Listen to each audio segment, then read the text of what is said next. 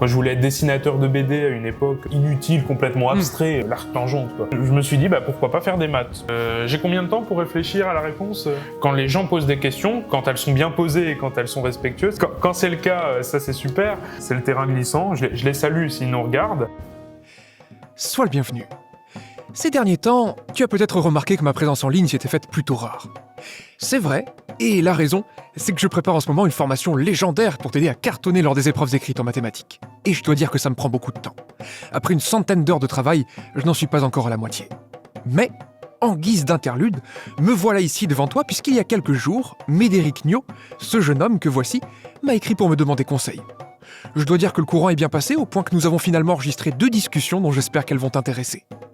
Il y en a une première sur ma chaîne, que tu t'apprêtes à entendre, dans laquelle je discute avec Médéric de son parcours, des raisons pour lesquelles il s'est lancé lui aussi dans la réalisation de vidéos de mathématiques, du rapport qu'il a pu avoir avec ses camarades et professeurs au vu de son activité.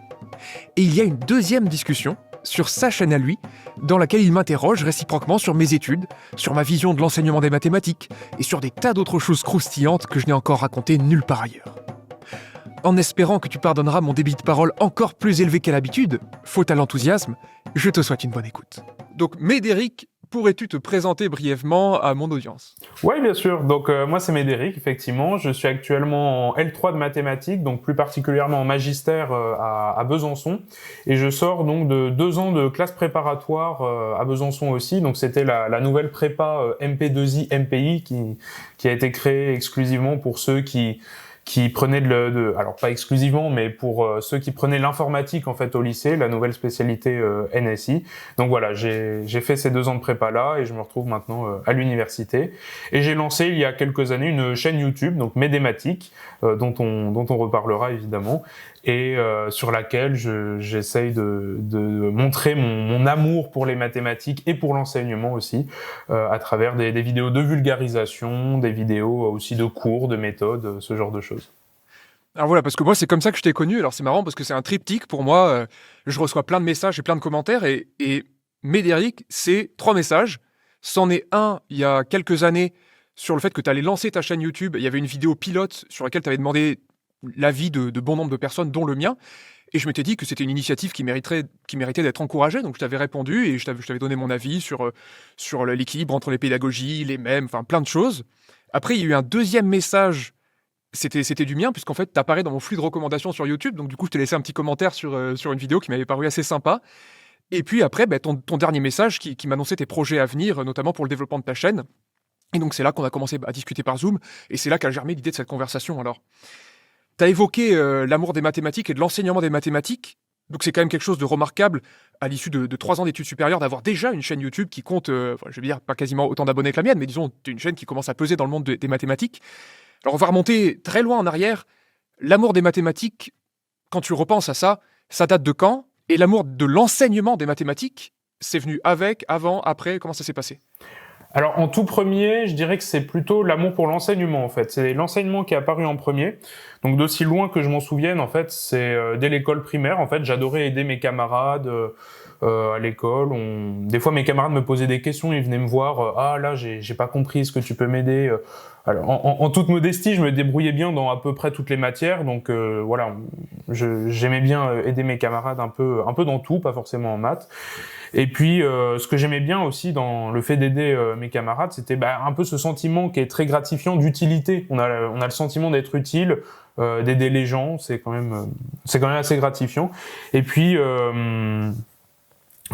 finalement, pour ce qui est de l'envie d'enseigner, en fait, je m'attachais à l'époque un peu à ce que je connaissais. Hein. Quand on est gamin, quand on dit ce que je veux faire plus tard, c'est un peu, je veux être astronaute, moi, je voulais être dessinateur de BD à une époque, je me souviens bien. Puis au final, je suis assez vite parti dans le milieu de l'enseignement. J'ai assez rapidement voulu être instituteur. Au départ, c'était en CM1 parce que je me disais, CM1, c'est quand même plus facile que le CM2. Donc je me dis allez, pourquoi pas le CM1. Et puis plus les années avançaient, plus je me disais pourquoi pas même prof carrément, prof au collège, au lycée. Et donc au départ c'était l'enseignement du français bizarrement. Je voulais être prof de français. Ce qui est totalement différent des mathématiques, hein, c'est clair. Mais au départ, je voulais être prof de français parce que j'aimais bien l'orthographe. J'étais assez doué en dictée, en orthographe. Je faisais pas beaucoup de fautes, donc Donc je me suis dit pourquoi pas l'enseigner. Jusqu'à ce que je découvre que en fait pour être prof de français il fallait beaucoup lire, qu'il fallait aimer la littérature, ce qui n'est pas tellement mon cas. Je déteste lire. J'aime bien les BD, mais par contre tout ce qui est roman, ce genre de choses, j'ai du mal à supporter la lecture. Et puis j'ai aussi découvert l'informatique en fait. En quatrième, j'ai découvert Scratch, donc qui permet d'assembler des petits blocs colorés pour faire des petits programmes informatiques, des animations, des choses assez marrantes. Et j'ai tout de suite adoré. Je me suis dit mais c'est impressionnant en fait, ce qu'on peut faire avec l'informatique, c'est impressionnant. On peut voilà, tous les jeux auxquels je jouais quand j'étais petit, tous les logiciels que j'utilise depuis toujours, en fait, on peut faire ça simplement en mettant des bouts de phrases collés bout à bout. Et voilà, donc l'informatique, ça m'a ouvert les yeux en fait sur les mathématiques, parce que j'ai découvert qu'il y avait quand même beaucoup d'applications des mathématiques en informatique. Je me souviens que d'ailleurs dans différents programmes informatiques, une fois j'avais utilisé l'arc-tangente par exemple. J'étais très fier de moi. Je me suis dit j'ai utilisé l'arc-tangente. Ouais, je me suis dit mais cette fonction-là pour moi c'était un truc inutile, complètement abstrait, l'arc-tangente quoi. Et puis là je me mets à l'utiliser pour faire une animation d'un truc qui tourne. Je me dis c'est génial. Des choses comme ça. Résoudre des équations par exemple. J'ai déjà les polynômes d'interpolation de Lagrange. J'ai déjà utilisé ça aussi en informatique pour faire une bille qui rebondit avec 3 points. Justement, elle devait passer par 3 points bien distincts. Donc voilà, les maths, ça a des applications en informatique. Et ça, je l'ai découvert assez rapidement, et c'est pour ça que j'ai accroché en fait. Ça m'a assez vite passionné. Est-ce que tu te rappelles certains professeurs qui t'ont transmis, disons, particulièrement soit l'amour des mathématiques ou qui ont renforcé ton amour de l'enseignement, et alors même pas forcément de mathématiques d'ailleurs, parce que puisque tu me parles d'enseignement au sens large, moi je me rappelle un prof de physique en terminale j'ai encore son image très nettement dans ma tête, certaines de ses phrases. Donc dans ton parcours, est-ce que tu peux raconter un peu ces personnes qui auraient été marquantes dans ton évolution ? Ouais, totalement. C'est vrai qu'on a tous des profs qui nous marquent à vie. Et alors, je me souviens, mon prof de sixième qui était incroyable, c'était un ancien militaire. Et quand un ancien militaire fait des maths, t'imagines ce que ça peut être en termes de rigueur, en termes de... Non, c'était super rigoureux. Ouais, il était super carré, super rigoureux, très strict. Et puis, c'est ce qui m'a plu, en fait. C'est ce que j'ai adoré dans sa pédagogie. C'est ce côté strict, rigoureux, carré. On pouvait pas... il y avait pas plusieurs réponses possibles. Soit c'est blanc, c'est noir, c'est vrai, c'est faux. C'était vraiment comme ça. Petit aparté d'ailleurs là-dessus, c'est vrai que ce qui me plaît dans les maths, c'est ce côté-là, c'est ce côté carré. Il y a pas d'injustice en fait en mathématiques. Moi, je déteste l'injustice. Je me souviens que mon tout premier contrôle, ma toute première évaluation en sixième, c'était en histoire-géographie. J'avais eu un 16. Et en fait, j'ai perdu 4 points sur une question sur un énoncé qui était mal posé. Et ça, je le vis très mal encore aujourd'hui. Quand un énoncé est mal posé et que je perds des points parce que j'ai compris l'énoncé comme je voulais le comprendre, parce que dans ma logique personnelle, c'est comme ça qu'il faut le comprendre. Dans l'énoncé, il fallait souligner une phrase. C'était une sorte de vrai ou faux. Il fallait souligner une phrase qui était vraie. Et puis en fait, il y avait 2 phrases collées bout à bout, séparées par une virgule. Alors pour moi, une virgule, ça permet pas de séparer des phrases. Une phrase, ça commence par une majuscule, ça finit par un point. En fait, non. Dans la logique de la prof, c'était pas comme ça. Il y avait 2 phrases séparées par une virgule. Moi, je n'avais pas compris ce truc-là. Du coup, j'avais tout souligné. Et donc c'est pour ça que j'avais perdu ces 4 points-là. Et en mathématiques, il n'y a pas ce problème-là. On n'a pas ce problème-là parce qu'à partir du moment où les questions sont quand même bien posées et que les symboles mathématiques sont bien utilisés, on n'a pas ce problème-là. Et effectivement, donc ce prof de sixième était tellement carré, tellement rigoureux que c'est ce qui a fait que j'ai beaucoup aimé les mathématiques. Alors après, j'en ai eu d'autres, des profs inspirants pendant toute ma scolarité, aussi loin que je m'en souvienne. Il y a finalement un peu tous mes profs au collège m'ont marqué, plus ou moins. Mon prof de 5e, 4e, 3e, ils m'ont tous marqué. En seconde, ma prof de seconde que j'ai eu en fait pendant mes 3 ans au lycée, je l'ai eu en seconde, en première et en maths experte aussi en option. Elle m'a aussi beaucoup marqué parce que elle avait des sautes d'humeur très très particulières, mais je l'apprécie beaucoup parce qu'elle faisait aussi du hors programme, elle nous faisait découvrir des choses. On découvrait des choses avec elle. On découvrait des choses et ça plaisait pas à tout le monde parce qu'évidemment, au lycée, il y a un gouffre de rigueur par rapport au collège où Ouais, très vrai. ça va assez vite. Les élèves ont souvent du mal le passage de la troisième à la seconde. Et elle allait quand même déjà très vite. Dès l'entrée en seconde, elle allait vite. Elle nous apprenait des choses qui étaient hors programme. Donc ça plaisait pas à tout le monde. Mais moi, ça me plaisait. Moi, j'aimais bien ce système-là et elle m'a quand même pas mal marqué. Et ma prof de terminale aussi, que j'ai eu en spécialité, mais je la revois assez régulièrement. Elle m'a pas mal marqué, elle me plaisait beaucoup aussi. Tous mes profs, en fait, finalement. C'est marrant parce que le goût que tu décris pour les mathématiques comme quelque chose qui lève les équivoques, en fait, c'est soit la démonstration est parfaitement juste et on peut le vérifier, soit elle est fausse et on peut exhiber la faille logique quelque part. Je me rends compte que c'est aussi une composante qui a fait que j'ai aimé moi-même les mathématiques, parce que je me souviens que je regardais des émissions à la télé et j'écoutais des C dans l'air.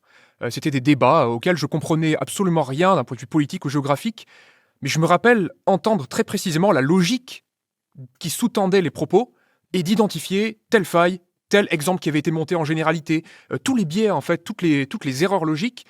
Et je me disais, mais en fait, je me dis, mais ces mecs-là brassent du vent, parce que c'était des débats, mais je me disais, en fait, ils étaient incapables de répondre aux assertions des autres sans les déformer. Je me disais, mais en fait, c'est pénible. Et je me disais, en fait, en mathématiques, on pourrait juste pointer les erreurs logiques, démonter le raisonnement complètement, et ça deviendrait faux instantanément. Enfin, je m'exprime un peu, disons, de manière confuse, mais quelque chose qui m'a plu dans les mathématiques, c'est qu'au moins, on ne pouvait pas commencer, même avec une rédaction extrêmement évoluée, à rendre faux, à rendre vrai quelque chose qui est faux. On peut essayer, mais au bout d'un moment, on pourra toujours isoler l'erreur logique, la pointer et dire là, c'est faux, et tout déraille. Et c'est vrai que je me suis dit, au moins, on perd pas de temps. Puis il y avait un autre avantage que tu as sûrement rencontré aussi, c'est celui qu'en mathématiques, si tu as des facilités, on va dire, pour résoudre un exercice délicat, tu peux t'en sortir en faisant ça en un temps extrêmement limité. Alors qu'en philosophie, par exemple, même si tu es excellent, la dissertation de 8 pages, il va quand même falloir écrire 8 pages. Ouais. Et alors, je ne sais pas si c'est rentré en considération, mais moi, en tout cas, dans ma grande logique d'économie d'énergie, qui est très utile en mathématiques d'ailleurs, même pour mémoriser, pour apprendre, les mathématiques, c'était un peu une matière avec un excellent rapport qualité-prix.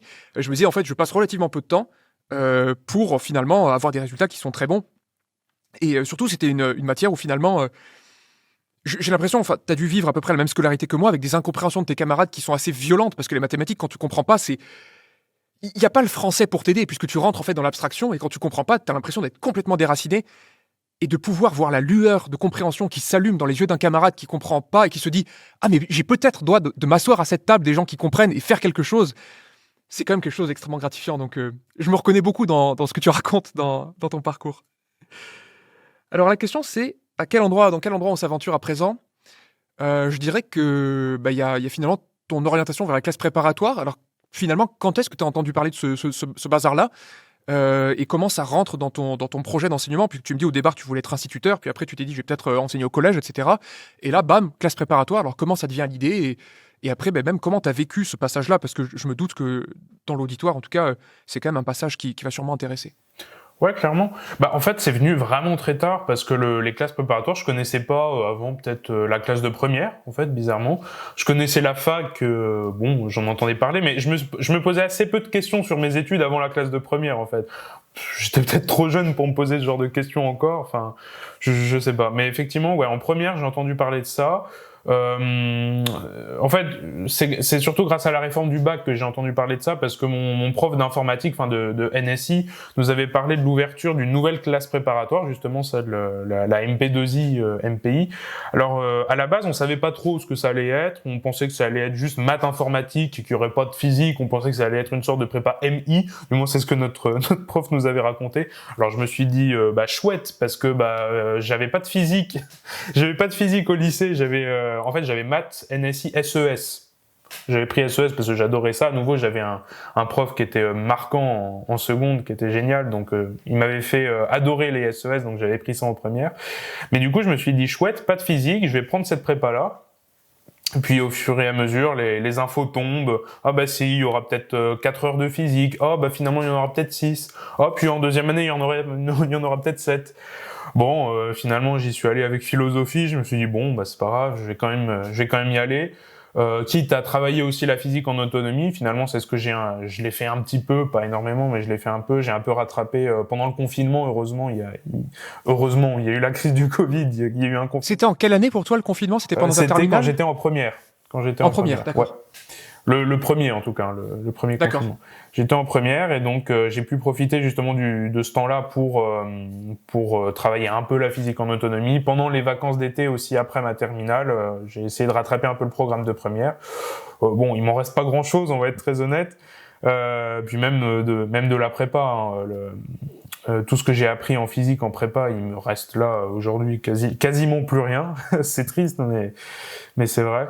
Mais en tout cas, c'était un choix logique la prépa, je pense, parce que déjà en termes de difficulté, c'est ce à quoi je m'attendais. J'avais envie d'un enseignement un peu dur, un peu rigoureux, parce que bon, la fac, c'est bien gentil, mais je pense que c'était un peu trop détendu pour moi. J'avais envie d'un truc qui me pousse à travailler aussi, parce que je connaissais pas le travail. Le travail, je ne connaissais pas. Ouvrir un cahier, je l'ai jamais fait de ma classe de terminale. Bon, à part réviser les dates en histoire géo, mais c'est tout. Les maths, je n'ai jamais ouvert mon cahier au lycée. Et quand j'ai découvert ce que c'était le travail en prépa, ben, je me suis dit, bah, en fait, oui, c'était le bon choix, quoi. C'était le bon choix. Et puis c'est tout ce que mes professeurs m'ont conseillé aussi. Hein. Ils m'ont presque tous conseillé de passer par une prépa, puis ensuite d'aller à la fac pour préparer mon agrégation. Donc c'était un choix logique et c'est parce que aussi j'ai suivi les conseils de mes profs qui avaient un avis assez clair là-dessus, puisqu'ils étaient profs. Je voulais être prof, donc c'était normal de suivre leurs conseils. Ouais. Oui, finalement, je comprends. Alors, donc du coup, les classes préparatoires étaient naturelles pour toi, Ouais. mais du coup, alors ce qui est pas du tout naturel pour le préparationnaire standard, eh bien, c'est de lancer en parallèle de ça une chaîne Ouais, YouTube pour carrément. enseigner les mathématiques. Alors, j'aimerais bien que tu expliques en fait à quel moment l'idée a germé. Est-ce que tu arrives à te rappeler le premier moment où tu t'es dit, en fait, je peux prendre ma caméra et me filmer en train d'expliquer les mathématiques? Déjà ça, et puis en parallèle, peut-être dans ta réponse, expliquer comment cette initiative a été reçue par ton entourage, généralement. Alors j'essaie de me rappeler parce que ça commence à dater. Le tout début, c'était pas une chaîne YouTube en lien avec les mathématiques. En fait,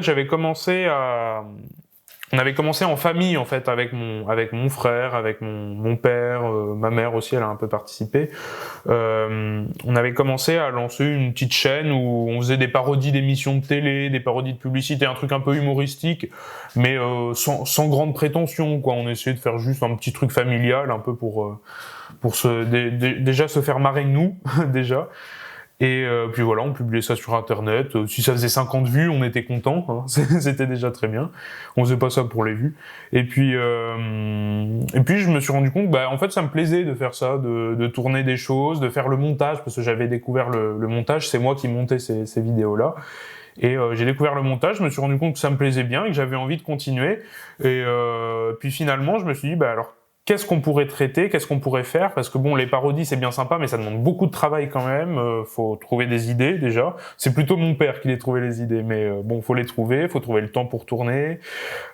C'était quand même compliqué. Mais du coup, je me suis dit, pourquoi pas faire des maths? Pourquoi pas?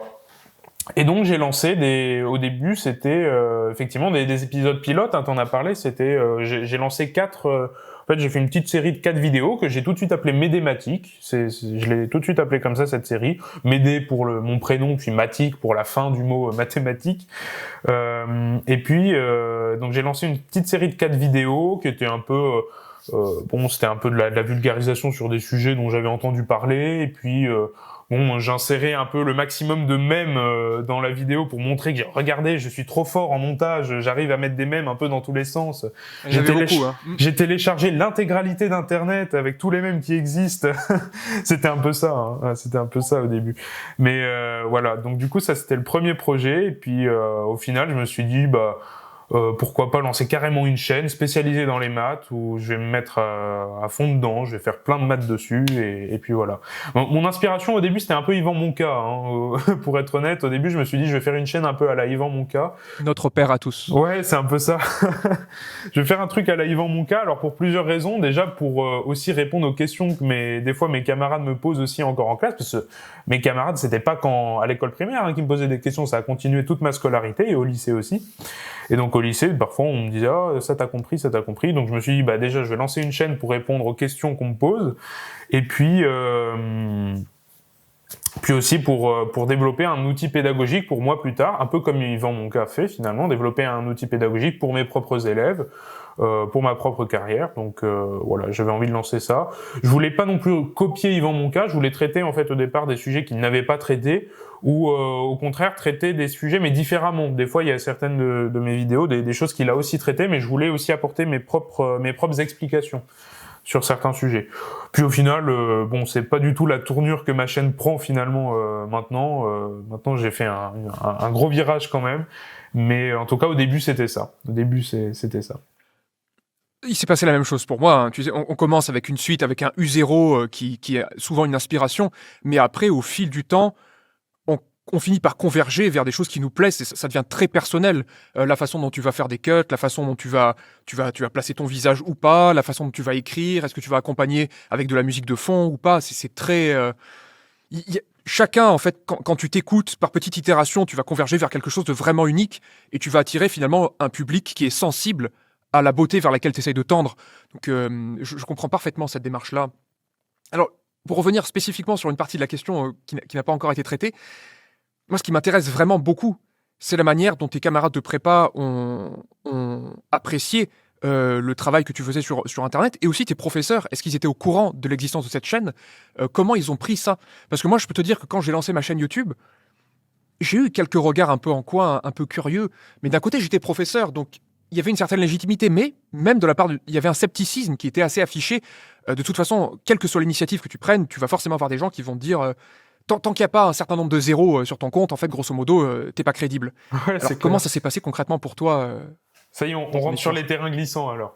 Ouais, bah vas-y, on va essayer de faire des dérapages contrôlés, ouais. et puis au pire, ça va couper. c'est ça. Vas-y. Non, alors au début ça a été bien perçu parce que au départ c'était un petit projet sans prétention, c'était un petit truc voilà, c'était pour le plaisir au début hein, finalement. Donc mes parents l'ont bien perçu, mon frère aussi, mes camarades aussi. Ça leur plaisait même d'aller voir des fois certains trucs. Dès que je sortais un truc, parfois c'était des trucs qu'on était en train de voir en cours, donc je les partageais à mes camarades sur notre groupe Snapchat ou notre serveur Discord. Donc j'aimais bien leur partager des fois, et puis ça plaisait bien. Et puis effectivement, j'avais aussi contacté mes profs, j'avais contacté un peu tout le monde. Hein. Je t'avais contacté toi, j'avais envoyé un peu tous les petits épisodes. Ouais. J'avais contacté aussi mes profs, et puis je leur ai montré tenez, regardez. Et puis ça a été bien perçu aussi. Mes profs ont dit ah ouais bah c'est pas mal, c'est une bonne idée. Voilà, ça c'était le début. Après, quand je suis arrivé en prépa, c'était un peu différent. Mes camarades la plupart de mes camarades le percevaient bien aussi, mais quand ils voyaient aussi que ma chaîne elle montait quand même un peu en puissance, j'ai envie de dire, j'ai l'impression, du moins c'est vraiment l'impression que j'ai. Il y en a quand même pas mal qui étaient un peu réticents à l'idée d'entendre cette chaîne YouTube là. Il y en a qui regardaient jamais ce que je faisais, et puis dès que j'en parlais, il fallait surtout pas en parler parce que oh là là, t'abuses, tu parles que de ça. Alors je parlais pas que de ça, hein, mais beaucoup disaient que j'en parlais trop. Et puis du côté de mes profs, donc là ça y est, c'est le terrain glissant. Je les salue s'ils nous regardent. Je les salue. Je vous aime bien hein, mes profs, je vous aime bien, vous inquiétez pas. Mais mon prof de première année de prépa, il est pas trop YouTube. Il est pas trop YouTube, TikTok. Il préfère, je pense, la pédagogie plus traditionnelle, je pense. Je veux pas parler à sa place, mais je pense qu'il est plus pédagogie traditionnelle. Et il a entendu parler de ma chaîne YouTube, je pense un peu tardivement. Je crois qu'il en a entendu quand j'étais plus son étudiant en fait, quand j'étais en deuxième année. En fait, c'est quand je lui ai demandé une lettre de recommandation pour entrer en magistère. Je devais demander des lettres de recommandation, et j'ai demandé une lettre de recommandation à mon prof. Et il était un peu réticent au départ à me faire une lettre de recommandation parce alors, entre autres, hein, pas que pour ça, mais il considérait que ma chaîne YouTube, c'était une perte de temps. Voilà. Donc, on a eu un long échange par mail. J'ai essayé d'argumenter, de donner tous les arguments possibles et imaginables pour lui dire, ma chaîne YouTube, c'est pas du tout une perte de temps. Il y a plein de raisons pour lesquelles c'est pas une perte de temps. Déjà, d'un point de vue pédagogie, je m'améliore. Ça me permet de me préparer au métier que je veux faire plus tard, finalement. Même mathématiquement, j'apprends des choses parce que mes vidéos, je les travaille, je fais des recherches avant. Donc, mathématiquement, j'apprends aussi des choses. Ça aide les gens qui ont envie d'apprendre des choses, ils regardent ma chaîne et hop, ils apprennent des choses. Financièrement, c'est aussi tenable parce que je commençais à peine en fait à être monétisé à l'époque, mais bon, je gagne et même aujourd'hui, je gagne pas encore des milliers des cents, mais je pense qu'à long terme, ça peut être quand même tenable financièrement. Et puis finalement, pourquoi une perte de temps dans le sens où ma chaîne YouTube, je m'en occupais que pendant les vacances. Pendant mes vacances, et en fait, pendant mes vacances, je gardais une semaine où je m'occupais de ma chaîne YouTube, et une semaine où je travaillais pour la prépa, où je faisais tous les exercices, les DM que j'avais à faire. Mes vacances, j'en fais ce que j'en veux, quoi. Mes vacances, finalement, c'est un peu mon temps libre. Mon temps libre, je le consacrais, en fait, à ma chaîne YouTube. Donc, en quoi c'est une perte de temps, finalement? Pendant la semaine, je m'en occupais pas. Le week-end, je m'en occupais presque pas. Je vois pas pourquoi c'est une perte de temps, finalement. Donc voilà, j'ai essayé d'argumenter. Finalement, je pense que j'ai réussi à le convaincre parce qu'il m'a fait ma lettre de recommandation que je n'ai jamais lue d'ailleurs. Et il a pas voulu me l'envoyer à moi directement, donc je ne sais pas ce qu'il y avait dans cette lettre. Mais en tout cas, j'ai été pris en magistère, donc ça a marché. C'est ça. Incroyable. Ouais, c'est vrai que ça manque jamais de me surprendre parce que moi, si tu me demandes quel cours de mathématiques j'aurais vraiment envie de suivre, assurément, pour moi, un cours sur un tableau noir avec une craie, je trouve ça absolument formidable. Mais qu'est-ce qui empêche en complément d'avoir des vidéos qui peuvent te permettre de te repasser une explication, notamment avec des animations qui ne peuvent pas être faites par une craie sur un tableau? Ça me paraît, ça me paraît évident que les deux sont complémentaires. Et après, pour un élève, c'est une phrase que j'ai souvent entendue, mais le meilleur moyen de comprendre quelque chose, c'est de l'enseigner. Et ça a été un des enseignements que j'ai le plus... C'est ce que j'ai appris quand j'ai été professeur en classe préparatoire. Que j'ai jamais aussi bien compris quelque chose qu'après l'avoir expliqué une fois, deux fois, trois fois, à 50 profils différents d'élèves. Et là, c'est vrai que d'un seul coup, on n'a pas un ou deux éclairages, on en a 7 ou 8, et on sait qu'un tel va marcher pour tel profil, etc. Et c'est quelque chose de très enrichissant. Et après, c'est vrai qu'il y a un côté qui est aussi, là, encore humain, de juger la manière dont quelqu'un emploie son temps. Je me permettrai jamais, je veux dire, une telle offense, c'est pas à moi de juger. Je veux dire, c'est comme si tu commençais à juger ses loisirs ou ce qu'il mange. Enfin, je veux dire, c'est pas ses oignons. Enfin, très, très simplement, quoi. Alors du coup, il y a tes classes préparatoires, et à la fin des classes préparatoires, c'est vrai que il y a les concours, et t'as dû vivre finalement quelque chose d'assez similaire à moi, c'est-à-dire que t'as tous les anciens des classes préparatoires qui reviennent, ils te parlent d'école d'ingénieur tant et plus, de menuiserie d'un côté, de nanotechnologie de l'autre, mais toi, tu veux faire prof, donc ça te concerne pas du tout. Alors comment tu vis ça, comment tu vis ta préparation au concours finalement, sachant que toi, en fait... toutes ces écoles-là te concernent absolument pas, quoi. Enfin, il y en a qu'une qui te concerne, à la limite, c'est l'ENS. Mais c'est ça. tout, quoi. En fait, au final, des concours, j'en ai pas passé. J'ai pas passé de concours. Ça a été un peu mal vu, je pense aussi, par mon prof de maths de deuxième année. Et puis pas que mon prof de maths, un peu tous les profs de prépa qui m'ont dit « Mais si, passe des concours, tu verras ». J'en ai pas passé, donc pour plusieurs raisons. Déjà parce que financièrement c'est quand même quelque chose. À part l'ENS on en reparlera, mais tous les autres concours, financièrement c'est compliqué. Même le temps et l'énergie qu'on y consacre, c'est quand même quelque chose qui est pas négligeable. Il y a aussi le TIPE.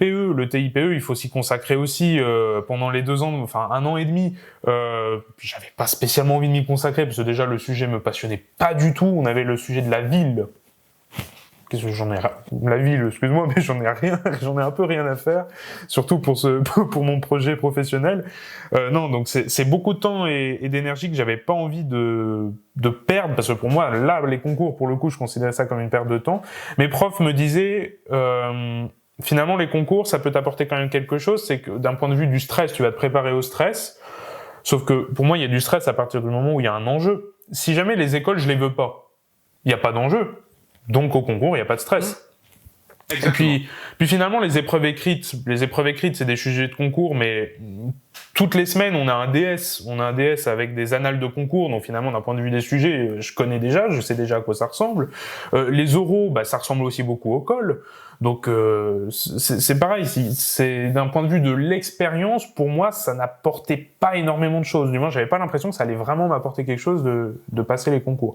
Et après, donc t'as l'ENS qui a la chance quand même enfin, l'ENS c'est quand même un concours gratuit, il me semble. Et j'aurais pu m'y inscrire, mais l'ENS c'est quand même un des concours les plus difficiles. Si c'était pour rendre feuille blanche, je vois pas trop l'intérêt. Mais ouais, donc on a quand même préparé effectivement les concours. On y a passé du temps. On avait 5 semaines où obligatoirement il fallait venir au lycée pour préparer. On avait des sujets CCINP qu'il fallait préparer à la maison. J'ai quand même bien aimé parce que ça m'a entraîné à faire des exercices quand même, hein, mine de rien. J'ai fait des exos. Je suis passé même volontairement au tableau. J'ai demandé plusieurs fois à passer, même si je passais pas de concours et je savais que j'en passais pas. Je demandais quand même à passer parce que ça m'entraînait aussi un peu. Donc voilà, j'ai pas forcément mal vécu cette période-là, mais voilà, j'aurais aimé quand même, c'est un de mes plus grands regrets. J'aurais aimé que mes profs de prépa me acceptent ma décision quand même. J'ai l'impression qu'ils ont pas accepté ma décision de pas passer de concours. Du moins, ils l'ont pas tous accepté. Je comprends. Ouais. Mais c'est vrai que, disons que ce que je peux te dire, enfin, en tant qu'ex-professeur en classe préparatoire, Ouais. c'est que quand il y a quelqu'un qui a des capacités quand même dans une discipline, t'as quand même envie de voir un peu ce que ça donne. Mais alors, il y a plein de choses. Alors, tu peux te dire, bon, ouais, il le regrettera peut-être plus tard. Donc là, on est dans le jugement. C'est quelque chose que je ne me permettrai jamais. Mais il y a aussi la curiosité, tout simplement, de se dire, tiens, voilà, je l'ai vu évoluer pendant 2 ans, ce type-là. Ben, qu'est-ce que ça donnerait le jour du concours s'il se donnait à fond et peut-être que s'il avait telle école, il serait finalement intéressé. Mais là encore, c'est des projections que je me permettrais pas. Mais la simple curiosité de me dire, tiens, Médéric que j'ai vu en col, que j'ai vu en DS, qu'est-ce que ça donne, quoi. Et donc ouais, je comprends. Mais après, voilà, c'est pour moi, tu as pris encore une fois une de tes premières décisions, et j'en ai beaucoup parlé à mes étudiants. En fait, ta scolarité, ça a été... Tu es dans un tuyau, il n'y a pas forcément beaucoup de bifurcation. Quand tu as beaucoup de facilité en mathématiques, qu'en plus tu écoutes les conseils de tes classes préparatoires, tu fais exactement ce que tu as fait. Le collège, le lycée, les classes préparatoires. Mais au bout d'un moment, tu commences à faire tes premiers choix, et là, c'est un choix, ça se caractérise parce qu'une fois que tu as pris la voie A, la voie B n'est plus possible. Et donc toi, tu t'es dit, voilà, je passe pas de concours, c'est une première décision que tu as prise, mais c'est aussi, ça caractérise aussi le passage à l'âge adulte, tu vois, de dire maintenant, c'est moi qui décide, je me connais, je sais ce dont je rêve, je visualise une partie de mon avenir. Eh bien, tu vas forcément aller à l'encontre des personnes qui projettent sur toi l'avenir qu'elles auraient rêvé en étant à ta place. Ouais. Tu vois, c'est ça le vice, en fait. C'est de dire, la plupart du temps, quand les gens te donnent des conseils, ils te donnent pas des conseils à toi. Ils donnent des conseils à la personne, à eux-mêmes, qui mettrait à ta place. Tu vois, c'est quelque chose d'assez artificiel. Ouais, Et le problème, c'est qu'il y a plein de choses qu'on tient pas en compte quand on fait ça. On tient pas en compte du passé, on tient pas en compte du valeur, on tient pas en compte de l'éducation. En fait, donc c'est un espèce de projection, mais la fonction qui est là, elle perd, elle est pas objective, si tu veux. Il y a des pertes, il y a des pertes un peu partout, quoi. Ouais, c'est ça. Donc je comprends. Et donc après, le magistère qui est en cours, là... alors, on va pas... Enfin, si, on va peut-être parler du magistère, mais ce qui m'intéresse beaucoup dans cette affaire, c'est qu'est-ce que tu as appris en faisant tes vidéos, donc du coup, Médématique, ce projet qui date maintenant d'il y a plusieurs années, les éléments que tu as appris sur soit les mathématiques, soit l'enseignement des mathématiques. Qu'est-ce qui t'a fait progresser le plus, par exemple? Quels sont les domaines sur lesquels tu as le plus progressé? Ouais, très bonne question. J'ai combien de temps pour réfléchir à la réponse? Tu as par exemple ma réponse à moi, tu vois, parce que ce qui est assez drôle, c'est que donc déjà, je te disais, quand j'étais moi-même enseignant à l'Institution des Chartreux, je me suis aperçu que d'expliquer les choses déjà oralement devant 30 personnes, ça demandait à mon esprit une flexibilité bien plus grande déjà que de l'expliquer à une personne. Ouais. Parce que si c'est une personne qui me pose une question, j'entends dans ses mots ce qui a mal été compris et je m'adapte à une personne. Donc j'adapte mes mots aux siens et c'est quelque chose qui est d'un à un. Mais quand tu t'exprimes face à 30 personnes, là, il faut qu'il y ait suffisamment de souplesse dans tes mots pour convenir à différentes approches. Il y a des textes de Poincaré que j'ai lus sur ma chaîne qui traduisent ça, l'esprit du géomètre d'un côté, l'esprit de l'analyse de l'autre, des gens qui fonctionnent avec des abstractions et beaucoup de symboles d'un côté, des gens qui fonctionnent par des dessins de l'autre. Il faut être capable d'avoir une parole qui va englober un peu tout ça. Et donc ça, c'est quelque chose que j'ai appris, mais spécifiquement les vidéos elles-mêmes, ma manière de procéder, c'était d'enregistrer déjà le graphisme, donc de disposer les éléments sur un tableau, C'est quelque chose que quand tu es en classe, tu dois faire ça, mais en même temps, tu dois parler, en même temps, tu dois avoir ton argumentation pédagogique, etc. Mais comme dans mon procédé de production, c'était extrêmement découpé, ça m'a permis de réaliser que déjà, il y avait une discipline, c'était disposer des informations de manière hiérarchisée sur un tableau. Ouais. Après, il y avait trouver les phrases justes pour accompagner ça correctement. Et même le montage vidéo, de me dire à quel moment doit apparaître ce terme-là, de manière à ce que ça colle et que ça a le plus d'impact avec mes mots. Tu vois, il y a d'avoir découpé, d'avoir fractionné l'enseignement traditionnel en petites étapes, ça m'a permis de progresser sur chacun de ces niveaux. Alors je ne sais pas si ça t'a inspiré quelque chose de ton côté. Ouais, effectivement, t'as parlé du montage vidéo. En fait, ouais, je pense que c'est ça que je répondrais parce que en faisant le montage vidéo, je me vois, puis je me revois. Ça me permet de voir en fait quels sont les points forts de mes explications, sur quoi je peux m'améliorer, qu'est-ce qui des fois aussi je fais des erreurs quand je parle et puis je m'en rends compte seulement au montage, donc ça me permet de corriger. Le montage vidéo, je trouve que c'est vraiment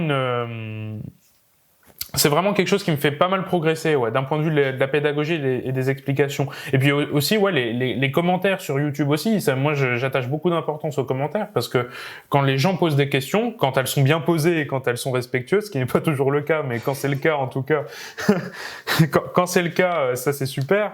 Et on se rend compte que, ouais, des fois, il y a des questions que posent les gens que nous, on ne sait pas poser, qui, pour nous, ça nous paraît évident. Des fois, on se dit, mais bon, là, c'est évident, il n'y a pas besoin de l'expliquer. Et pour certaines personnes ont besoin d'explications supplémentaires parce que n'ont pas réussi forcément à voir la chose ou parce que ça a été mal expliqué pour ces personnes-là. Et je vois que ma caméra s'est arrêtée. Donc Médéric, on te retrouve là après un petit problème technique. Donc tu parlais de la manière dont le montage vidéo te faisait progresser en tant que professeur. Alors c'est vrai que c'est une expérience qui me parle beaucoup parce que finalement, quand tu produis une explication en classe entière, t'as pas forcément encore eu cette joie, mais c'est une explication qui doit résister finalement à 30 élèves qui essayent d'apprendre, donc ça doit être assez solide pour 30 élèves, mais qui vont pas forcément être capables de voir les failles ou les concessions que tu as dû faire plus ou moins volontairement ici et là. Alors que quand tu publies sur Internet, tu publies pour des élèves de trois niveaux au-dessus, des collègues, des anciens mathématiciens, enfin il y a toutes ces personnes-là qui vont regarder ton travail et potentiellement en pointer certains manques. Donc déjà, rien que ça, de se dire que ton argumentation doit survivre au regard critique de toute une variété de personnes dont certains dépassent allègrement ton niveau en mathématiques, c'est quelque chose qui tire déjà vers le haut, au-delà même du montage vidéo. Donc je comprends parfaitement ça. Après, il y a aussi le fait que les commentaires que tu reçois, c'est une boucle de retour qu'en tant que professeur, en fait, t'en disposes pas forcément vis-à-vis de tes élèves. Parce que il y a une censure de tes élèves par rapport à ce que tu fais. De temps en temps, il y a des personnes qui n'osent pas poser la question. Ouais. Tu vas lever la main et prendre le risque de se ridiculiser parce qu'il y a vraiment cette perception chez certaines personnes de se dire que si je pose une question bête, les gens vont me regarder bizarrement. En commentaire, il n'y a pas cette barrière-là. Donc voilà un des avantages des commentaires. Et après, un désavantage, en un seul mot, cette fois, des commentaires, c'est effectivement de temps en temps des commentaires extrêmement irrespectueux. Alors que toi, tu proposes ton contenu généreusement et gratuitement sur Internet, et là, tu te fais lyncher par quelqu'un qui se sentait un peu mal, qui avait mal mangé ou qui s'est aperçu que sa copine le trompait. Et là, en fait, t'en prends plein la fif, tu comprends pas ce qui se passe. Est-ce que ça t'est déjà arrivé, ça? Et parce que tu disais, j'y accorde une grande importance. Est-ce que ça a évolué au fil des années? Est-ce que tu t'es détaché progressivement? Comment ça se passe? Ouais, alors au tout début, c'est vrai que c'est un peu dur quand tu reçois tes premiers haters, tu te dis oula, qu'est-ce que j'ai fait? Puis au final, on s'y habitue, on se rend compte finalement que sur Internet, c'est les extrêmes qui parlent, finalement la minorité silencieuse, on s'en rend assez compte quand on crée sur Internet. Et puis c'est vrai qu'au début, je répondais beaucoup à un peu tout le monde. Je pense que c'était un peu une erreur. Je répondais même aux haters, je leur répondais. C'est un peu la fougue de la jeunesse qui faisait que, allez hop, on va leur rentrer dedans et on va leur répondre. Mais toujours sur un ton humoristique quand même. J'essayais toujours d'apporter un peu de second degré, un peu d'ironie dans ma réponse. Puis bon là, je le fais plus parce que j'ai peut-être 25-30 commentaires par jour. Je peux plus répondre à tout le monde, prendre le temps de répondre à tout le monde. Je pourrais si je m'y consacre et que je prends le temps, mais je peux plus le faire. Par contre, je lis tout.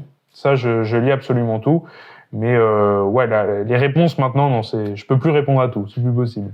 Et je réponds uniquement maintenant uniquement aux personnes qui posent des questions de façon déjà de façon bien posée, claire et et audible, parce que des fois aussi les questions sont tellement pas claires que des fois C'est inintelligible. ouais, c'est inintelligible. Des fois, t'as pas envie de faire l'effort. Le mec a pas fait l'effort pour poser sa question. T'as Oui. pas envie de faire l'effort Et c'est ça. pour répondre, quoi, des fois.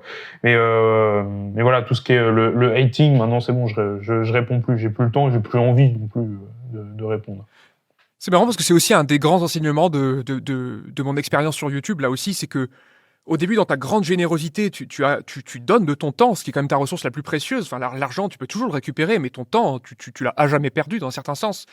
Et j'ai mis beaucoup d'années, et tu as été beaucoup plus rapide que moi, à comprendre qu'il y a des personnes qui se montrent dignes de ton temps et d'autres qui s'en montrent complètement indignes. Et j'ai un petit encart sur mon site internet, sur ma page YouTube, où j'explique que désormais, je ne répondrai plus aux questions qui sont posées de Oui, manière je respectueuse, l'ai lu, etc. ça, ouais.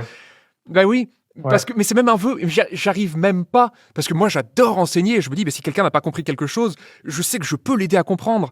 Mais de l'autre côté, le problème c'est qu'en fait tu vas prendre du temps à quelqu'un qui ne donnera pas de la valeur à ce temps-là, pour un commentaire qui va être lu 3 fois, alors qu'il y a des personnes qui n'osent pas poser les questions. Moi je sais, j'ai pas 30 commentaires par jour, bizarrement, alors que j'ai 3 fois plus d'abonnés que toi à peu près.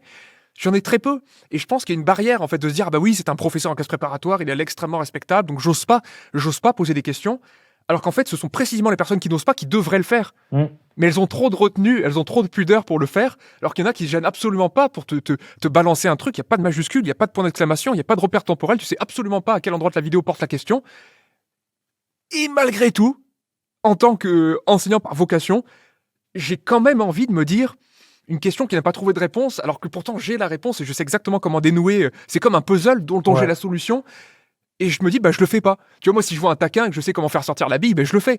Et là, faut se dire, non. Parce qu'en fait, le problème, c'est que ce temps-là, je peux pas l'accorder à mes proches, je peux pas l'accorder à des personnes qui finalement s'en montrent dignes. Et c'est une discipline, mais qui est très particulière parce que dans la société, ça se passe pas tellement comme ça. Tu côtoies un nombre de personnes qui est de l'ordre de 10, peut-être 100 personnes dans une semaine. Et encore, c'est beaucoup. Sur Internet, quand tu te rends compte des chiffres que tu fais, qu'est-ce que ça veut dire 600 000 finalement c'est incompréhensible, tu vois, on n'est pas chef de guerre. 600 000 personnes pour un chef de guerre, il sait ce que c'est, il voit ses troupes. Nous, 600 000, c'est un nombre. Ouais, c'est ça. C'est une stat, quoi. Voilà, c'est ça. C'est rien d'autre que ça. Donc c'est vrai que c'est très étrange. Donc voilà pour les enseignements de la chaîne YouTube. Alors ce qui est très intéressant, du coup, c'est ce 3e message dont je n'ai pas encore parlé et qui finalement aura fait office d'avant-goût de la question qui vient maintenant, c'est que à l'issue de ta 3e année du coup de licence que tu fais en magistère, tu envisages d'arrêter tes études. Non, j'arrête tu tout, envisages de faire fini. une année, j'arrête tout. Le mec arrête les études d'un seul coup. Non, tu envisages de prendre une année sabbatique pour développer tes projets. Alors là, encore une fois, c'est un écho assez formidable parce que tu seras très amusé de voir que j'ai une scolarité très similaire à la tienne et à peu près le même rapport avec mes professeurs, mais l'analogie a été poussée jusqu'au moment où tu te dis, en fait, ça vaudrait le coup de prendre le temps, de prendre ce temps-là, de développer mon activité à fond. Donc, d'où vient cette idée Qu'est-ce qui te fait penser que c'est une bonne idée Qu'est-ce que tu espères pouvoir faire pendant les années à venir, etc. Donc là, on parle à la rentrée scolaire prochaine, quoi. Ouais, c'est ça. Alors déjà, cette idée de l'année de césure, j'y pensais même pas il y a encore 3 mois. Hein. J'en avais à peine entendu parler. Et donc en fait, j'ai eu cette idée-là quand. Alors, faut savoir que je suis inscrit aussi dans une unité, on appelle ça une UE libre à la fac. Ça s'appelle l'unité tuteur et ambassadeur. En fait, ça me permet d'aller tenir des stands, par exemple dans les journées portes ouvertes, d'aller à gauche à droite pour représenter la fac quand il y a des journées spéciales, machin. Bon, bref, ces trucs-là. Et et puis je suis allé un coup à une de ces journées-là où je devais présenter mon campus à des personnes qui venaient de l'extérieur. Et on a présenté les différentes possibilités dans les études, les différentes choses. On avait un diaporama. C'est pas moi qui l'avais fait, ce diaporama. Je l'ai découvert en même temps que les gens. Et j'ai appris des choses moi-même quand on a présenté ce diaporama. J'ai appris que justement il y avait les années de césure qui existaient, qu'on pouvait faire ça de façon totalement libre en fait à la fac. Qu'il fallait quand même un projet, on pouvait pas juste claquer des doigts, dire allez hop je suis une année de césure. Il fallait quand même donc valider l'année, il faut quand même avoir un projet quand même bien précis, donc il faut le soumettre à une commission qui va l'accepter ou non. Mais en tout cas j'ai découvert ça à ce moment-là et c'est là que je me suis posé la question, tiens, est-ce que ça serait pas une bonne idée de faire cette année de césure pour plusieurs choses. Déjà effectivement me consacrer à YouTube. C'est la première idée qui m'est venue en tête, parce que en fait, dans le diaporama, il y avait la possibilité de le faire en tant qu'étudiant entrepreneur. Et justement, quand on a une chaîne YouTube et qu'on reçoit des revenus de AdSense, Google, etc., on doit avoir une auto-entreprise. En fait, je sais pas si c'est ton cas aussi, mais je suppose que c'est le cas.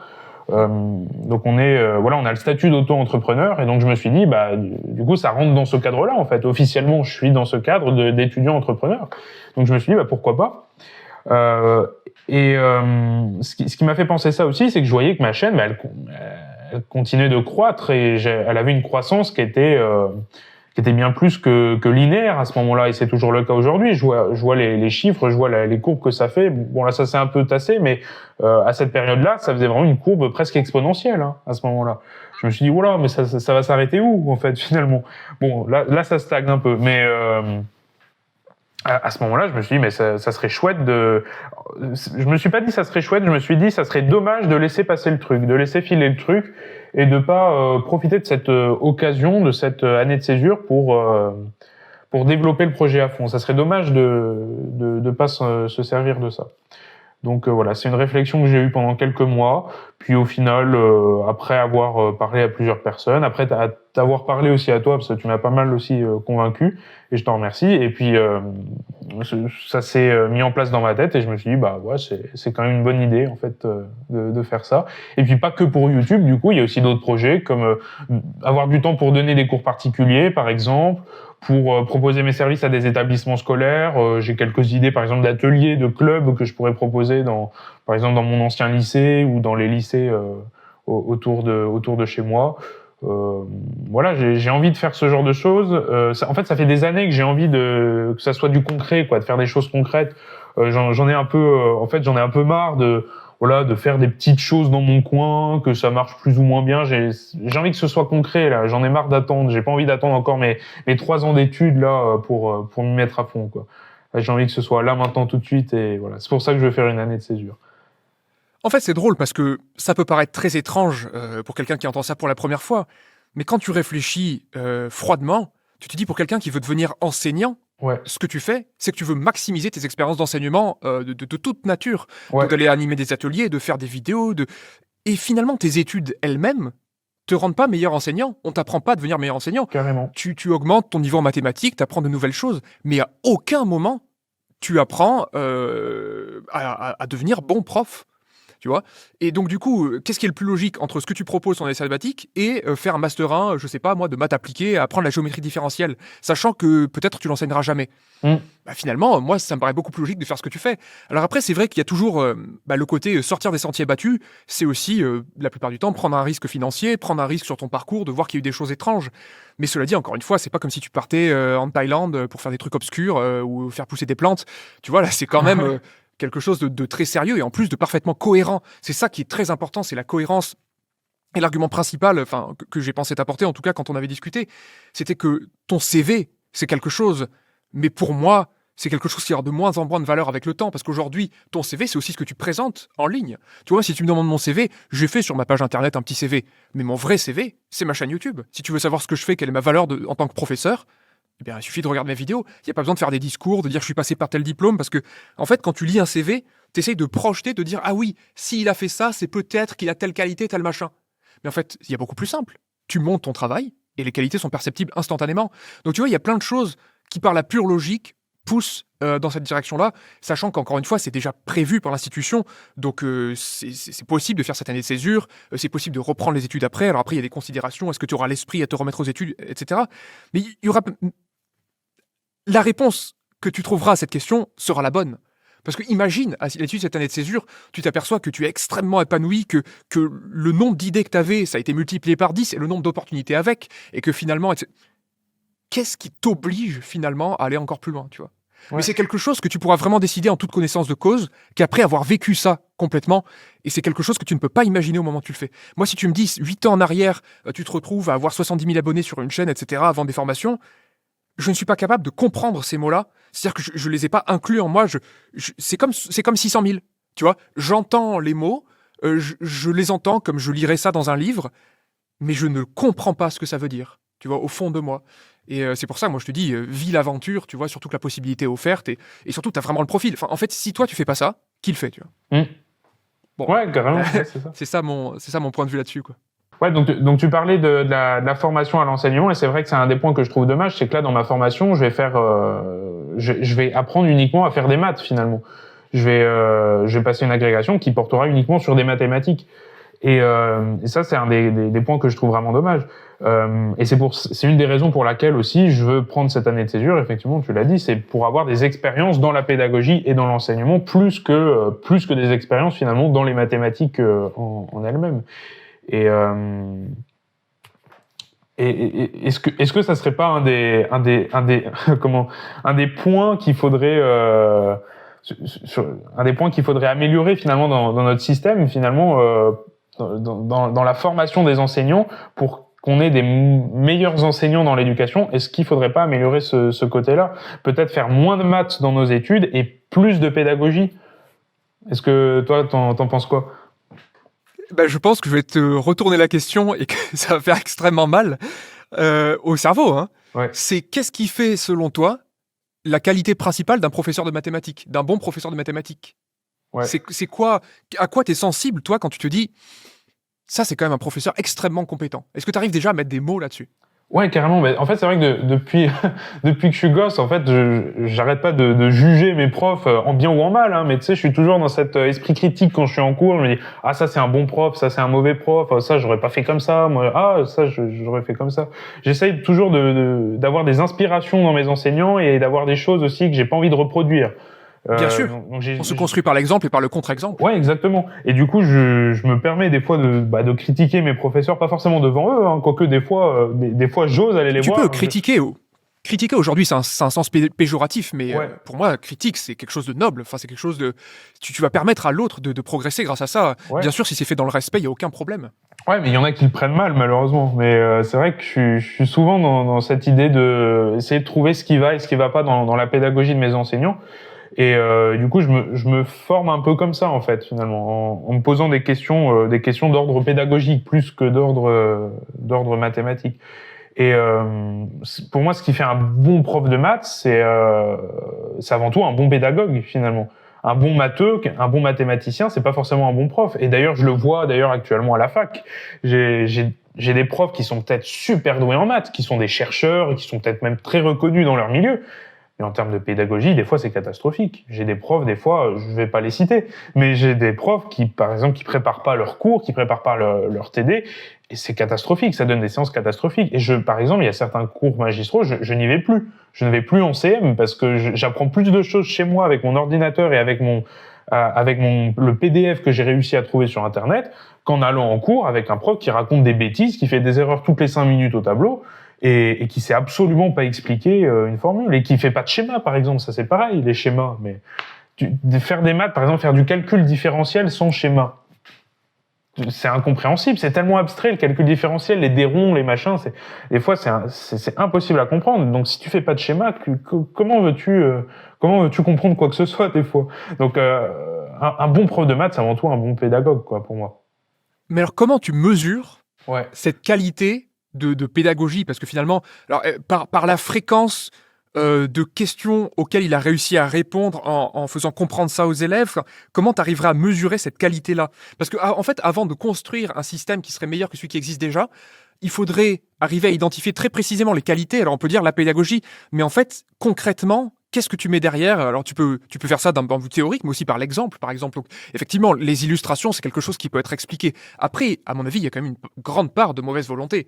Quelqu'un qui prépare pas son cours, tu peux l'expliquer ce que tu veux. C'est-à-dire que déjà, il n'avait pas l'intention de le préparer. Donc, tu peux rien faire. Mais quelqu'un qui se dit, je sais pas, on va dire un collègue nous écoute, se dire, moi, je veux bien être un meilleur prof, je veux bien être un meilleur pédagogue, mais concrètement, qu'est-ce que je fais? Ouais, non, mais c'est vrai. C'est vrai que de ce point de vue-là, c'est compliqué, mais disons que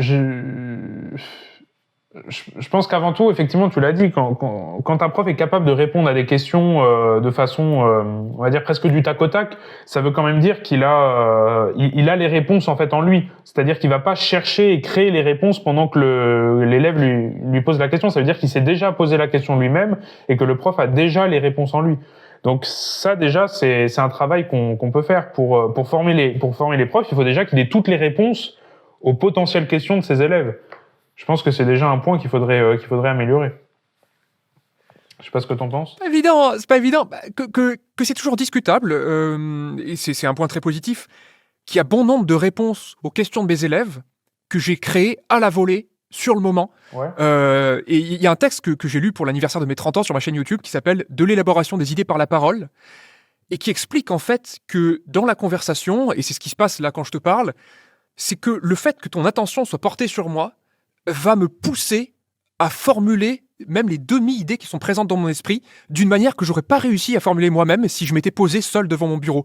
Qu'il y a quelque chose dans le regard de l'autre et dans l'attention qui fait que tu vas être capable de sortir quelque chose que tu n'aurais jamais pu sortir par la simple réflexion. Et il expliquait justement ce type-là, Heinrich von Kleist, quelque chose comme ça, que les plus grands orateurs avec cette qualité-là.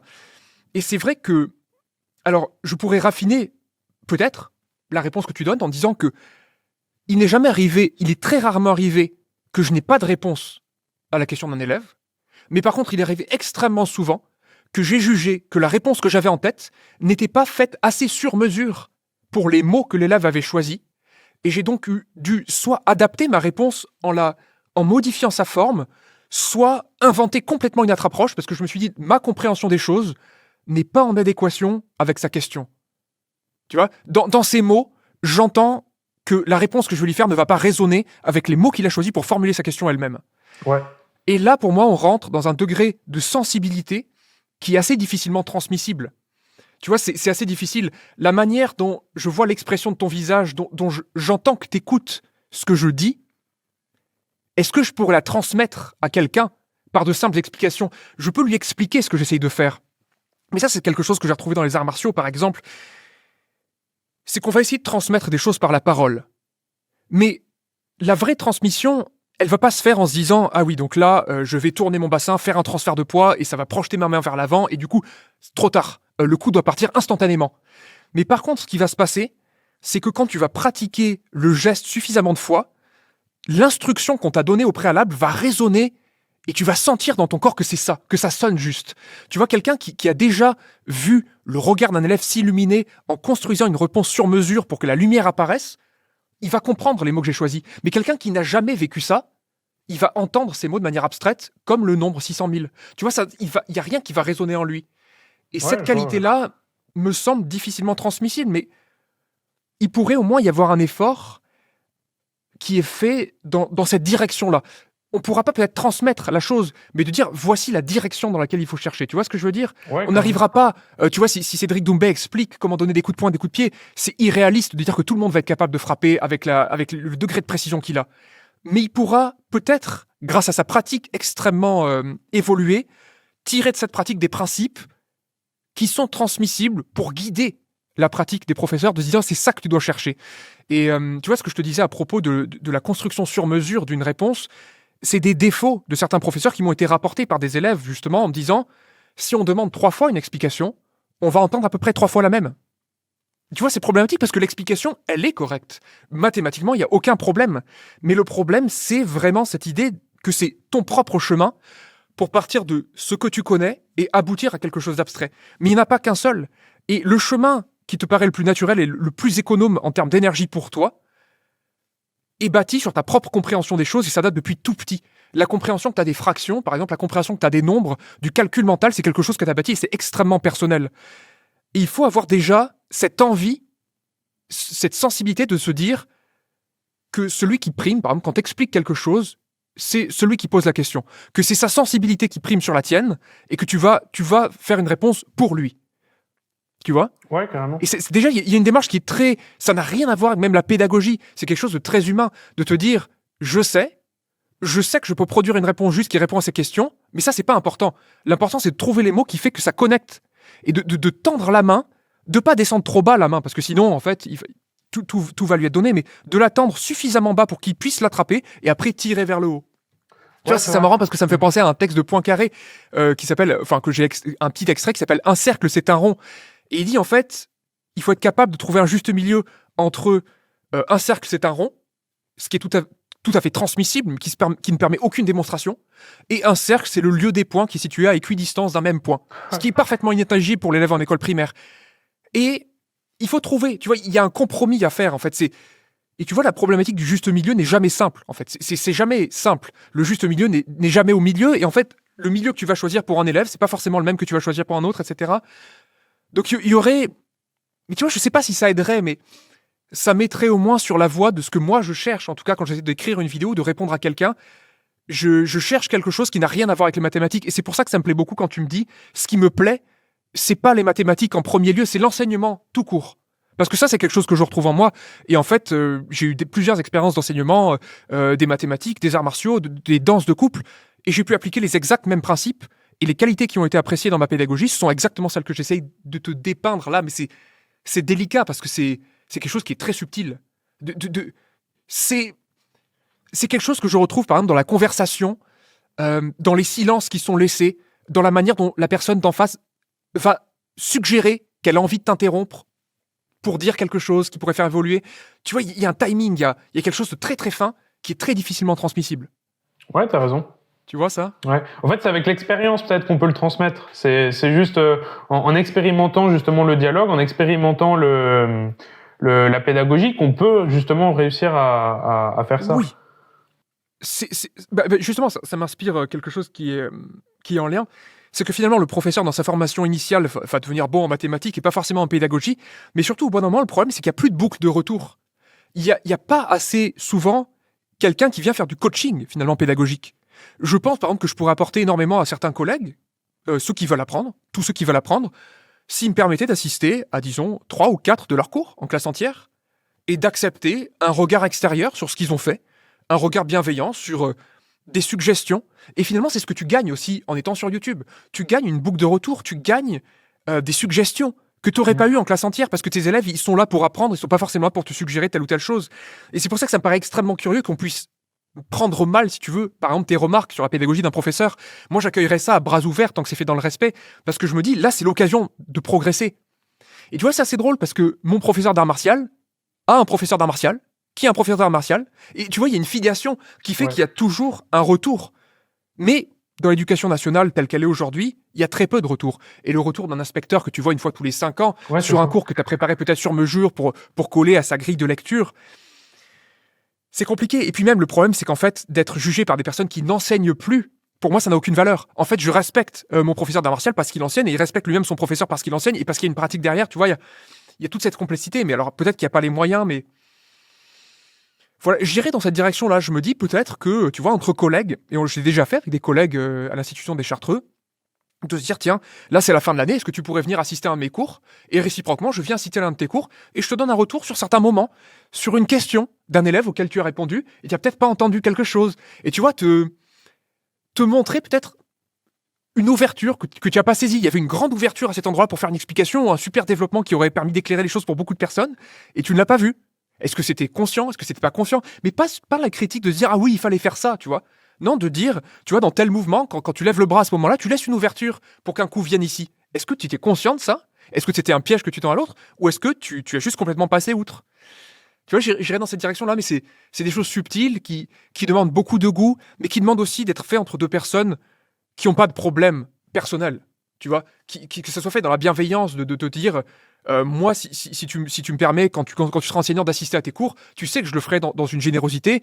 Et de mon côté, je m'attends aussi à ce que quand je prenne le risque de parler honnêtement, que tu accueilles ça comme quelque chose de courageux de ma part et que tu sois capable d'entrer dans le mode de la discussion. Et je vois que c'est ce que tu fais là. Quand tu me demandes, en fait, qu'est-ce que tu ferais, ou est-ce qu'il faut avoir prévu ces réponses en avance, etc. Je vois que tu écoutes. Et moi, j'écoute aussi en retour. Si tu n'es pas d'accord avec une partie de ce que je dis, c'est l'occasion pour moi de découvrir quelque chose de nouveau que je n'aurais pas vu. Tu vois, c'est assez drôle.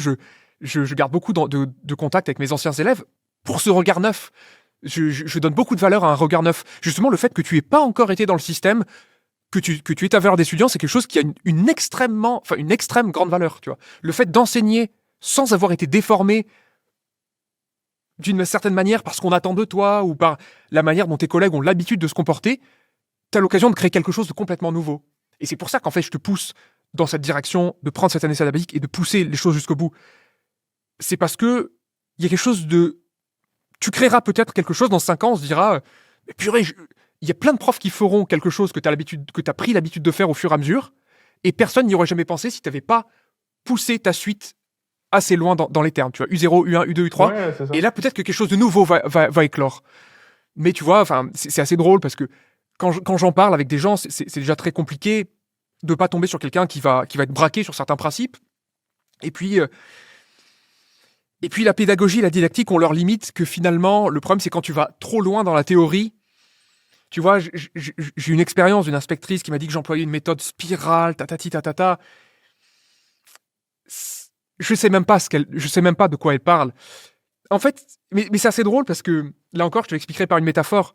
Je pourrais t'expliquer un mouvement en te disant la biomécanique qui dirige ce mouvement, ou une disposition corporelle de contraction musculaire en te disant que tu dois relâcher tes muscles dorsaux, que tu dois essayer de faire certaines choses.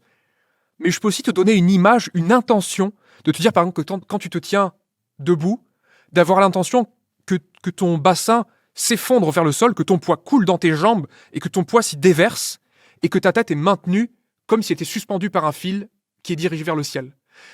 Ça va induire dans ton corps des choses que j'aurais pas pu t'expliquer en te disant relâche tel muscle, contracte tel muscle, tu vois, biomécaniquement, je peux t'expliquer précisément, mais cette explication fragmentée ne donnera pas les mêmes résultats qu'une intention suffisamment imagée. Et c'est pour ça, tu vois, pour moi, la pédagogie, déjà, de se dire, d'une manière minimaliste, essaye d'écouter ce qu'on t'a dit. Essaye d'entendre ce qu'on t'a dit. Juste ça. Tu es pas là pour expliquer dans un premier temps. Tu es là pour écouter ce que l'autre fait. C'est ce que je vois quand je fais des échanges libres, des petits combats libres. Avant de vouloir frapper, lancer un coup de pied, observe. Essaye de comprendre ce qui se passe. Où est son poids du corps? À quelle distance est-il? Comment il bouge? Quelles sont les possibilités? Essaye d'écouter ça. C'est déjà la première qualité pour moi d'un professeur. Et c'est pas pour moi, c'est pas transmissible. Tu vois? Il y a quelque chose qui n'est pas transmissible. Mais l'intention de le faire est transmissible. Tu vois, quelqu'un qui nous écoute va peut-être se dire, d'accord, je vais écouter ce qu'on m'a dit, je vais prendre le temps, j'ai une explication à la question qu'on vient de me poser. Mais peut-être que je vais essayer d'en produire une autre qui pourrait être peut-être un peu mieux vis-à-vis de ce qu'on m'a dit. Tu vois? Ouais, c'est vrai. Tu lis le manga One Piece? Je lis pas de manga. Moi. Je suis passé à côté de la tendance manga. J'avais lu ça il y a assez longtemps, il y a 15 ans de ça. Il y a quelque chose qui m'a vraiment marqué dans ce manga-là. C'est que, en fait, tous les personnages, ils ont des pouvoirs qui sont plus ou moins rocambolesques, qui sont extrêmement classiques, de maîtriser le feu, la glace. Ils ont plein d'éléments, tu vois. C'est à celui qui pourra détruire le plus vite possible. Mais le roi, il a un seul pouvoir, et c'est celui d'entendre la voix de toute chose. Okay. C'est pas de détruire quoi que ce soit. C'est que ce qui a fait qu'il est devenu roi, c'est qu'il était capable d'entendre, il était capable d'écouter, il était capable de percevoir quelque chose. Et ça, je trouve ça très beau, en fait. Je trouve ça très beau comme message, que c'est pas quelqu'un qui était capable de détruire beaucoup de choses, c'est quelqu'un qui est capable d'entendre. Ouais, c'est vrai. Faut avoir une capacité d'écoute extraordinaire, en fait, quand t'es prof. Voilà, une grande capacité d'écoute. Grande capacité d'écoute et d'adaptation aussi. Voilà, c'est ça. Mais après, tu travailles, parce que si tu as cette intention d'entendre, tu seras aussi très attentif à la manière dont tes propos sont reçus. Et quand je dis d'écouter, c'est aussi d'écouter en observant le visage de l'autre et de voir ce que tu crées. Est-ce que tu crées un froncement de sourcils? Est-ce que tu crées un haussement de sourcils?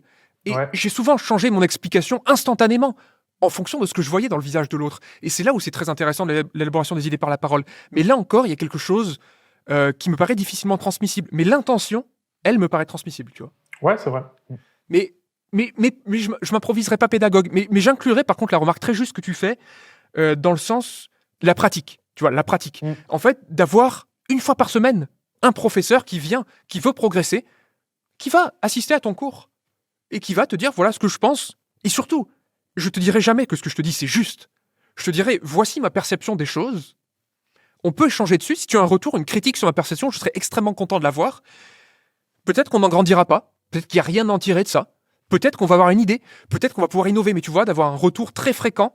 Et pour moi, je vise jamais un changement du système, je vise un changement local, de me dire que je vais te le transmettre à toi, je vais le transmettre à toutes les personnes qui entendront cette conversation, à tous les collègues qui entendront, et peut-être qu'ils prendront l'initiative d'inviter des collègues dans leur propre cours, et des collègues qui veulent devenir meilleurs, et qui visent cette excellence pédagogique-là. Et tu vois, ça aussi, c'est quelque chose qui n'est pas transmissible. Est-ce que tu es là juste pour récolter ton salaire ? Pour te dire finalement, de toute façon, je suis payé à l'ancienneté, donc le moins j'en fais, mieux je me porte. Et c'est vrai. Ou alors, est-ce que tu te dis, j'ai quelque chose de beau à apporter au monde, j'espère vraiment pouvoir rayonner et de faire comprendre à toutes ces personnes qui se sentent exclues des mathématiques, de leur redonner le sourire en se disant, non, ce manuel extrêmement froid où tout est dur, tu peux y arriver, je vais arriver à trouver les mots pour te transmettre quelque chose. Mais tu vois, entre des personnes qui se reconnaissent dans ce message-là, de se trouver, de se rassembler, d'essayer de progresser ensemble. Là aussi, encore une fois, c'est une question de goût, d'affinité. Après, on peut créer des opportunités, tu vois, on peut créer, aujourd'hui, c'est quelque chose que j'ai absolument pas fait. Aujourd'hui, j'ai créé une chaîne pour répondre à mes élèves en complément. J'ai jamais fait des vidéos de cours, déjà. Je fais que des compléments de cours. Et j'ai jamais fait de vidéos spécifiquement pour mes collègues non plus, pour des professeurs. C'est quelque chose qui peut être créé, on peut en parler ensemble, il y a des projets, mais ce qui doit t'animer, de toute façon, pour moi, pour devenir un bon professeur, c'est d'avoir envie déjà, de l'être. Ouais, déjà, ouais. D'avoir envie de l'être. Et ça veut pas dire de pouvoir pérorer, de produire des éruditions que toi seul comprends avec un langage chirurgical. Tu vois, des personnes qui s'expriment d'une manière extrêmement précise, avec énormément de mots compliqués, mais personne ne bite rien à ce qu'ils disent, ça n'a aucune valeur. C'est une question de juste milieu. Tu vois, c'est... Enfin, voilà à peu près ce que je pense, mais... Enfin, je suis passionné par ça, moi j'adore. Mais c'est vrai que c'est quelque chose où j'ai eu du mal à trouver des personnes comme toi, et c'est encore une fois pour ça que je me dis, il faut que je présente ce type-là sur ma chaîne, parce que je sens dans ton regard, je sens dans ton attention, je sens dans tes propos qu'on vibre, que ce sont les mêmes choses qui nous font vibrer, et je pense que ça vaut le coup d'être partagé avec le plus de personnes possible. D'autant plus que tu peux très vite te sentir seul, finalement, C'est ça. Et dans cette pratique-là. Et c'est d'ailleurs un de mes regrets de la prépa aussi, c'est que je m'attendais en allant en prépa à rencontrer aussi des gens qui avaient aussi cette même passion pour moi des maths et de la pédagogie. Je pensais que j'allais rencontrer des gens aussi passionnés avec qui je pouvais partager ma passion, faire des projets ensemble, des choses en commun. Et c'est pas ce que j'ai retrouvé malheureusement. Alors j'ai rencontré des amis incroyables que je vois encore aujourd'hui. Je suis super content de les avoir rencontrés.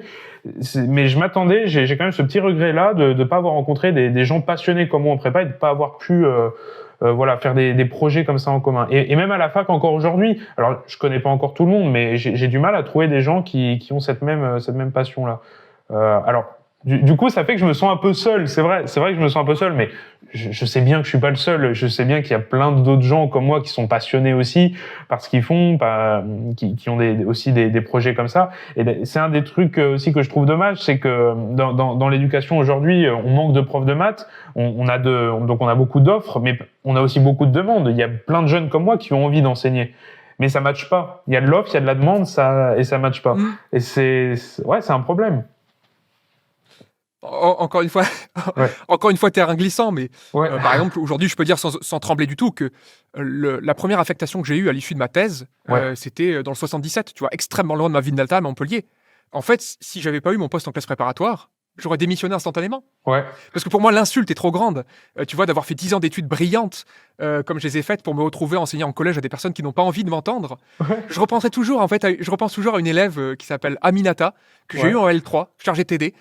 Et il y avait une majorité de personnes qui étaient boursiers, pas étudiants boursiers. Boursiers. Ça veut dire qu'ils étaient là pour la bourse. C'est tout. Okay. Et de l'autre côté, il y avait Aminata, cette étudiante qui vient d'Afrique, et qui faisait des ménages pour payer ses études. Okay. Et tu vois, la genèse de ma chaîne YouTube, ça a aussi été ça. De me dire, en fait, c'est bien d'enseigner à 30 personnes, à 35 personnes chaque année, mais il y a des personnes qui travaillent dur pour s'offrir un enseignement de qualité, qui tombent sur des professeurs à l'université, des chargés de TD, qui viennent sans rien préparer, qui se foutent absolument de ce qui a été fait en cours magistral, et qui vont faire des TD sur un truc qui n'a pas été vu, etc. Je me dis, tu as horreur de l'injustice, tu l'as dit au tout début. Ouais. Je me dis, il faut réparer ça. Et au bout d'un moment, il faut prendre tes responsabilités. Te dire, d'accord, ce n'est pas fait. Est-ce que je suis dans le circuit de l'éducation nationale? Est-ce que j'ai du pouvoir de décision? La réponse est non. Qu'est-ce que je peux faire, moi, tout seul? Eh bien, tu peux faire exactement ce que tu fais. Et quand tu me dis que tu te sens seul, finalement, l'année sabbatique que tu prends a d'autant plus de sens que tu vas attirer à toi des personnes qui ont envie de participer dans ce projet-là. Et le simple fait qu'on parle aujourd'hui en est la preuve. J'aurais jamais parlé avec Antoine Bourget, qui est chercheur en physique quantique, si j'avais pas eu ma chaîne YouTube. J'aurais jamais entendu parler de ces gens-là. Et le fait, tes vidéos trouvent son public. En fait, l'intention dans laquelle tu fais des vidéos va attirer les personnes qui se reconnaissent en toi, et tu vas commencer à parler avec des gens et avoir des opportunités. Et ça sera peut-être dans le système, peut-être hors du système. Je peux te dire que, malgré le fait que mon nom, à mon avis, circule quand même pas mal, je n'ai jamais été contacté par qui que ce soit dans l'éducation nationale. J'ai jamais entendu rien. Le silence absolu. Tu vois ? La seule chose que j'ai entendue de la part d'une inspectrice, c'est que je devrais poster mes vidéos sur Eduscol plutôt que sur YouTube. Oh là là. J'ai réussi à garder mon sérieux. Je me suis dit, bon, voilà. Qu'est-ce que tu... Ne fais jamais ça, hein. Bah, évidemment pas. Tu vois, mais c'est une incompréhension totale. Et ce qui fait aussi que tu rencontreras on va dire, je vais pas dire que tu rencontres peu de passionnés à l'éducation nationale, parce que c'est absolument pas le cas. Et je peux te parler de plein de professeurs qui m'ont extrêmement inspiré. Mais la plupart du temps, il y a le mot sacrifice qui est là. Parce que le sacrifice, il vient du fait que tu n'es pas encouragé pour tes initiatives. Financièrement, tu n'es pas encouragé, mais même par la hiérarchie, il n'y a rien qui va vraiment venir récompenser tes prises d'initiative. Et la passion finit par se tarir quand tu vois que chaque initiative doit être précédée de demandes d'autorisation à telle personne, à la hiérarchie. C'est compliqué. Aujourd'hui, il y a Internet. Aujourd'hui, on est dans un monde où si tu veux faire quelque chose, tu peux le faire instantanément, sans attendre. Et bien sûr, il faut pondérer ça avec des choix de vie, avec une notion de risque. Mais pour moi, quand on est animé d'une flamme comme tu es animé, on peut pas tellement faire d'erreur parce que ça brille, tu vois. Ça brille. Ça brille dans des personnes qui font le boulot parce qu'il faut bien. Ouais.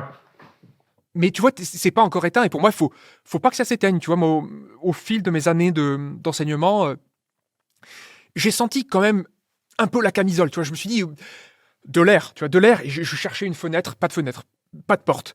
Je me suis dit, ok, je vais faire un trou dans le mur. Tu vois, je lance un énorme coup d'épaule et je me dis, bah voilà, je sors. Tu vois, je sors. Il faut que je puisse exprimer ce que j'ai envie d'exprimer.